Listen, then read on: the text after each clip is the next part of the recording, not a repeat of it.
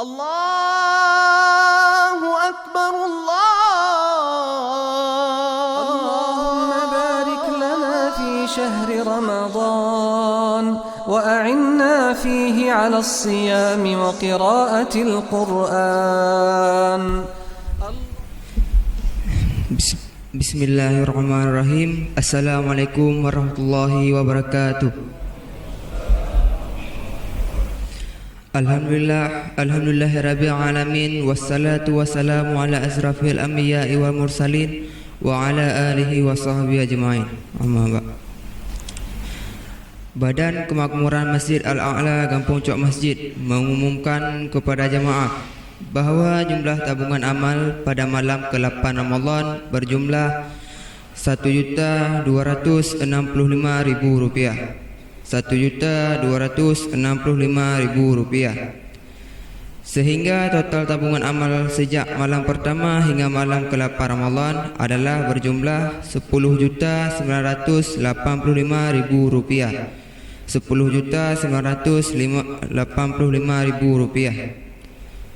Kemudian sembari beriktikaf, marilah sejenak kita ikuti tausiah subuh yang pada kesempatan ini akan disampaikan oleh Ustaz Gamal Akhyar LCMA. Kepada Ustaz penceramah, waktu dan tempat kami persilakan dengan segala hormat. Bismillahirrahmanirrahim. Assalamualaikum warahmatullahi wabarakatuh.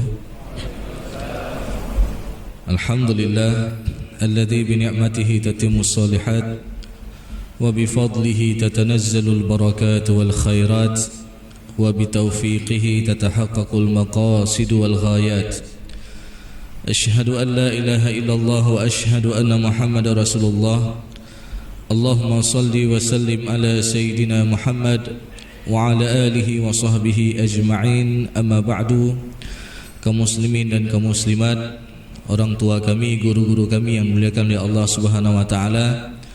Pertama-tama marilah kita menjadikan puji dan syukur kita kepada Allah Subhanahu wa taala yang masih memberikan kita nikmat iman, yang masih memberikan kita nikmat sehat, serta masih memberikan kepada kita nikmat kesempatan sehingga kita masih dipertemukan oleh Allah Subhanahu wa taala dengan Ramadan pada tahun ini.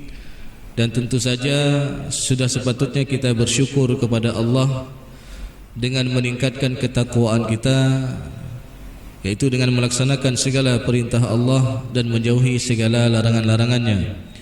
Salawat dan salam tak lupa pula kita sampaikan kepada Nabi Muhammad SAW, Rasulullah sebagai qudwah hasanah, Rasulullah sebagai suri tauladan yang baik yang patut kita contohi dalam kehidupan kita sehari-hari.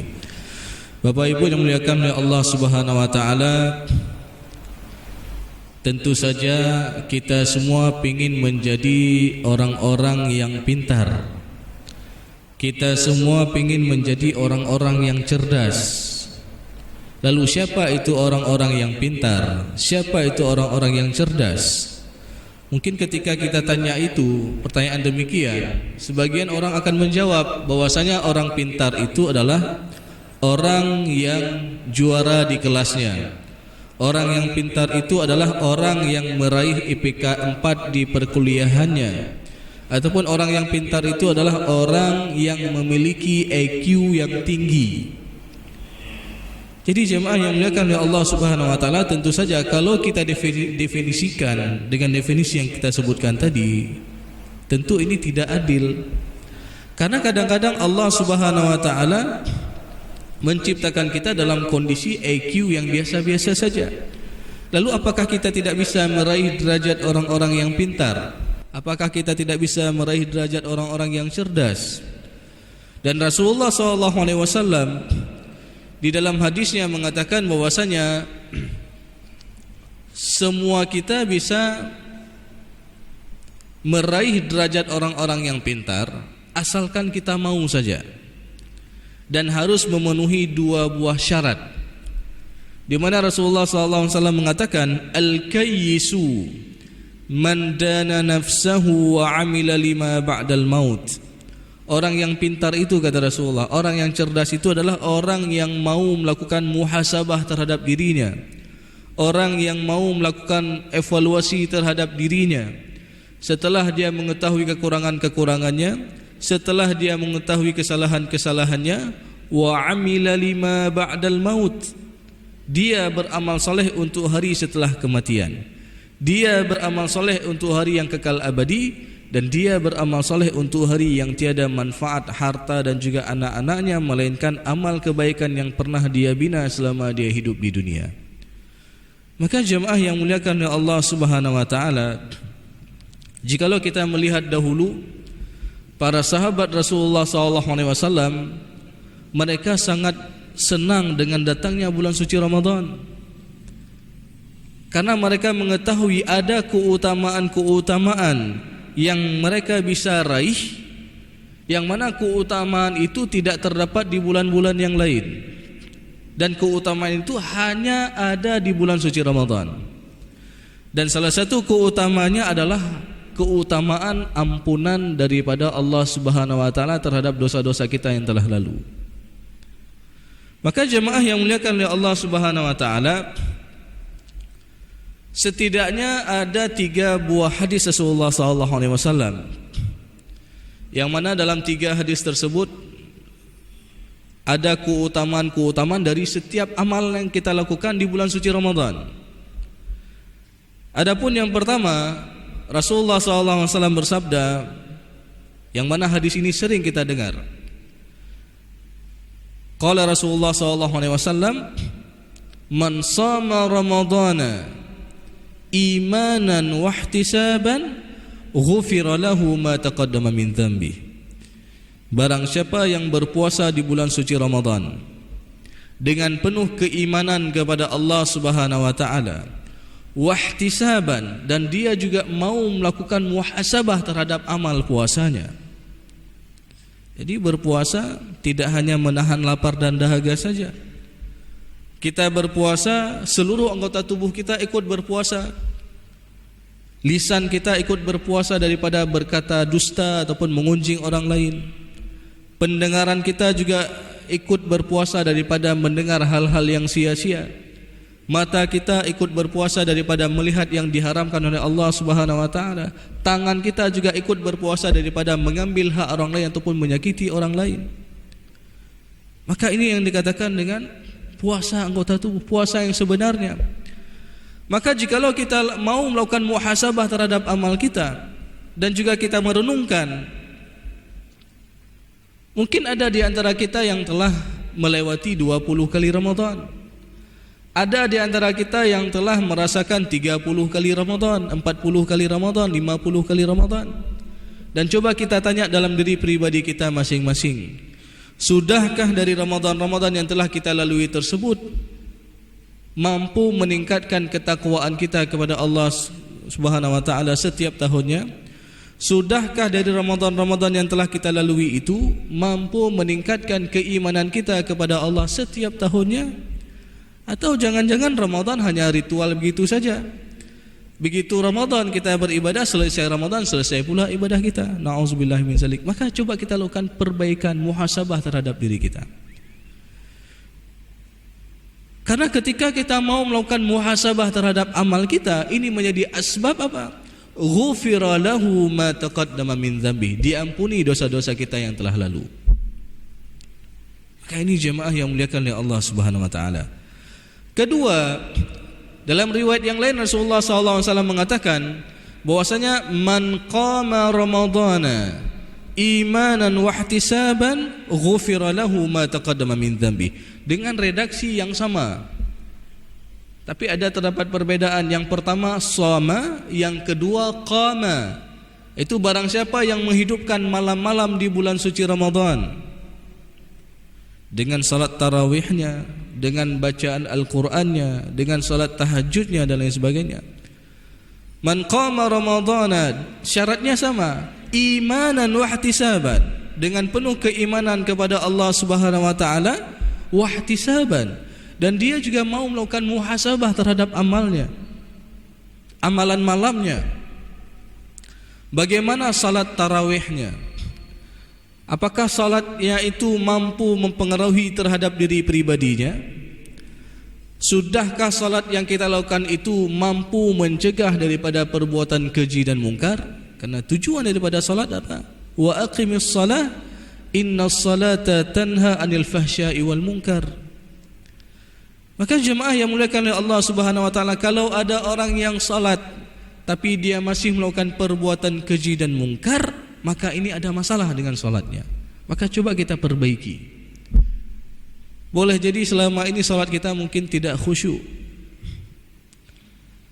Boleh jadi selama ini mungkin ketika kita salat kita kurang faham terhadap apa yang kita bacakan. Bukankah ketika kita salat itu kita banyak memohon kepada Allah? Setidaknya ketika kita baca suratul Fatihah saja sudah ada permohonan kita kepada Allah. Apa yang kita minta? Ihdinas siratal mustaqim. Ya, kita minta selalu kita berada di jalan yang lurus. Dan permohonan ini kita minta berapa kali? Minimal 17 kali dalam sehari. Ihdinas siratal mustaqim, siratal ladzina an'amta 'alaihim, yaitu jalan-jalan yang telah kau berikan nikmat ke atas mereka. Siapa mereka yang telah diberikan nikmat oleh Allah Subhanahu wa taala? Minan nabiyyin was-siddiqin wasyuhada'i was-salihin. Dalam surat An-Nisa ayat ke-69 Allah jelaskan itu. Orang-orang yang telah diberikan nikmat kepada mereka yaitu daripada para nabi. Orang-orang yang senantiasa berkata jujur, as-siddiqin, wasyuhada, orang-orang yang syahid, was-salihin, orang-orang yang soleh. Ya. Maka jemaah yang muliakan oleh Allah Subhanahu wa taala, ini coba kita perbaiki. Begitu juga ketika kita salat. Ada juga yang kita mohon ketika kita duduk di antara dua sujud. Apa yang kita minta kepada Allah Subhanahu wa taala? Ada 8 permohonan yang kita minta. Yang kadang-kadang kita kurang menyadari bahwasanya permintaan kita itu rupanya permintaan yang sangat luar biasa. Apa yang kita baca? Rabbighfirli, ya Allah ampunilah aku, warhamni, kasihinilah aku, wajburni, tutup aib-aibku, warfa'ni, angkat derajatku, warzuqni, ya Allah berikanlah rizki kepadaku. Jadi kita sedang minta rizki sama Allah ketika kita salat. Warzuqni, wahdini, ya Allah berikanlah aku petunjuk, wa'afini, ya Allah sehatkanlah badanku. Jadi ketika kita salat kita minta rizki, kita minta sehat, semua ada situ. Wa'fu anni, dan ya Allah maafkanlah segala kesalahan-kesalahanku. Maka jemaah yang muliakan oleh Allah Subhanahu wa taala, sungguh kita heran juga. Kadang-kadang ada orang sakit tapi enggak mau salat. Kapan Allah berikan kesembuhan? Padahal ketika dia salat, dia pada hakikatnya sedang meminta kesembuhan kepada Zat yang Maha Penyembuh, yaitu Allah Subhanahu wa taala. Maka ini jemaah yang muliakan oleh Allah Subhanahu wa taala, coba kita lakukan perenungan-perenungan ini. Begitu juga amalan malam yang lainnya ketika kita membaca Al-Quran. Kita coba lakukan muhasabah bagaimana hubungan kita, interaksi kita dengan Al-Quran. Sudahkah kita membacanya setiap hari? Sudahkah kita mengamalkannya? Sudahkah kita mentadabburinya dan lain sebagainya? Atau jangan-jangan Al-Quran hanya sebatas di tenggorokan kita, di mulut kita, di lisan kita? Maka ketika kita mau melakukan muhasabah terhadap amalan malam yang kita lakukan, ini juga menjadi asbab ghufira lahu ma taqaddama min dzambihi, diampuni dosa-dosa kita yang telah lalu. Dan yang terakhir Rasulullah SAW dalam riwayatnya mengatakan, dalam riwayat yang lain adalah dengan redaksi yang sama tapi amalannya berbeda, yaitu man qama lailatul qadar imanan wa ihtisaban ghufira lahu ma taqaddama min dzambi.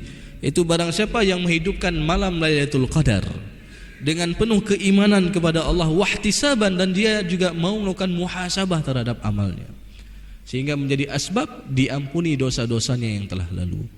Oleh karena itu jemaah yang muliakan oleh Allah Subhanahu wa taala, bulan Ramadan adalah momen agar kita terus mau melakukan muhasabah terhadap amal-amal kita. Karena ketika kita mau melakukan muhasabah terhadap amal kita, pada hakikatnya kita ingin menjadi pribadi muslim yang lebih baik. Kita tidak puas dengan mungkin ibadah-ibadah yang kita lakukan, tapi kita coba perbaiki. Sudahkah ibadah kita ini ikhlasillahi ta'ala? Dan Ramadan Seakan-akan Allah Subhanahu wa taala berikan diskon pahala yang sangat besar. Ini kesempatan bagi kita. Kita ilustrasikan, misalkan ada sebuah supermarket, sebuah mall, di mana oleh pemilik mall tersebut mengatakan masuk ke mall, ambil semua barang diskon, ini free semua. Ya. Jadi ada orang masuk ramai-ramai, berbondong-bondong masuk. Ya, begitu masuk, ya, dia ambil barang, begitu keluar ada yang membawa hanya satu bungkus rinso saja. Ada yang membawa satu troli barang, ada yang membawa satu truk barang. Ini ibarat pahala di bulan suci Ramadan. Seakan-akan Allah Subhanahu wa taala berikan kita diskon pahala yang sangat besar. Maka sungguh merugi ketika orang yang sudah keluar dari bulan suci Ramadan ini dia enggak bawa apa-apa pahala kecuali hanya sedikit saja. Seperti kita ilustrasikan tadi, ada yang membawa satu bungkus rinso, ada yang membawa satu troli, ada yang membawa satu truk, ada yang membawa satu tronton dan lain sebagainya. Maka ini adalah kesempatan bagi kita jemaah yang muliakan oleh Allah Subhanahu wa taala untuk terus fastabiqul khairat. Berlomba-lomba kita berbuat kebaikan-kebaikan di bulan suci Ramadan ini. Dan ingat, kebaikan itu tidak hanya berkaitan hubungan kita dengan Allah, tidak hanya ibadah-ibadah saja yang kita lakukan. Di sana juga ada kebaikan yang berkaitan dengan hablum minan nas kita. Ketika kita saling berbagi, ketika kita mendengar ada saudara kita yang membutuhkan bantuan, kita segera bantu. Sebagaimana Allah jelaskan dalam surat Ali Imran ayat 134, di antara ciri-ciri orang-orang yang bertakwa. Dan di sana ada yang berkaitan dengan hablum minan nas kita. Alladzina yunfiquna fis sarra'i wad dharra, yaitu orang-orang yang gemar berinfak, gemar membantu orang lain, baik dia dalam keadaan lapang ataupun dalam keadaan sempit. Maka jemaah yang muliakan oleh Allah Subhanahu wa taala, ketika kita membiasakan diri kita dengan kebiasaan yang baik, insyaallah Allah Subhanahu wa taala juga akan mewafatkan kita dalam keadaan terbaik. Di mana dalam sebuah pepatah Arab disebutkan man 'asha 'ala syai'in mata 'alaih. Barang siapa yang hidup dengan kebiasaan tertentu, maka dia akan meninggal dalam kebiasaannya tersebut. Ketika ada orang membiasakan dirinya dengan membaca Al-Qur'an, boleh jadi Allah akan memanggilnya ketika dia membaca kalam Allah. Ketika dia membiasakan untuk salat berjamaah di masjid, boleh jadi Allah mewafatkannya dalam 3 kondisi. Ketika siap-siap mau pergi ke masjid, ataupun ketika dia sedang ruku ataupun sedang sujud di hadapan Allah di rumah Allah, ataupun dia baru pulang dari masjid. Begitu pula sebaliknya jemaah yang muliakan oleh Allah Subhanahu wa taala. Ketika dia membiasakan dirinya dengan kebiasaan yang buruk, juga kematiannya itu ada 3 macam. Boleh jadi ketika mau melaksanakan perbuatan buruk itu, ataupun ketika sedang melakukan perbuatan buruk itu, ataupun baru selesai mengerjakan perbuatan buruk tersebut. Nauzubillah min dzalik. Oleh karena itu jemaah yang muliakan oleh Allah Subhanahu wa taala, sekali lagi marilah sama-sama kita terus melakukan muhasabah terhadap amal kita, sehingga pada akhirnya ini menjadi asbab diampuni dosa-dosa kita, dan tentu saja kita bisa meraih derajat orang-orang yang pintar.